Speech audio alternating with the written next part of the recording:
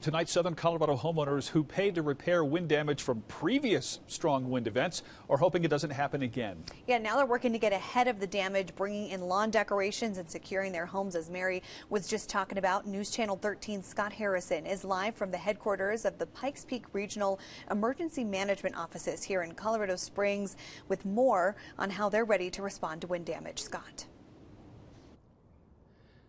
Well, in previous windstorms, areas immediately north and east of downtown Colorado Springs received the brunt of wind damage. We went to one of those areas earlier today and talked with residents who are preparing tonight for those strong winds to come.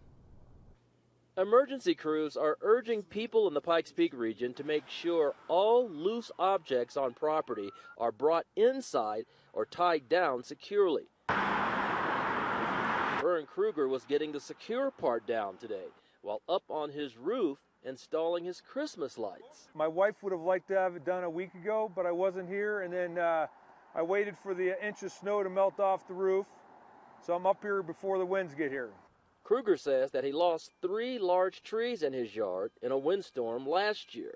Just down the street, Kate Meyer Olson says that she had damage in that same storm from a neighbor's tree that fell into her yard.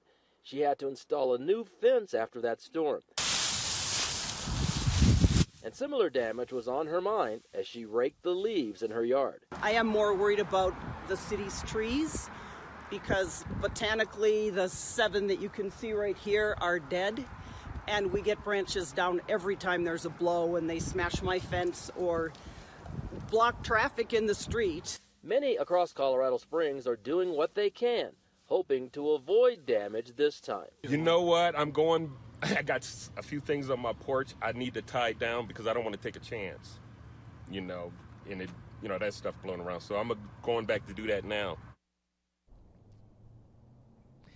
And members of the Regional Emergency Management Team went home just a few minutes ago, ready to come back early tomorrow to help clean up fallen trees and damage caused by the windstorm.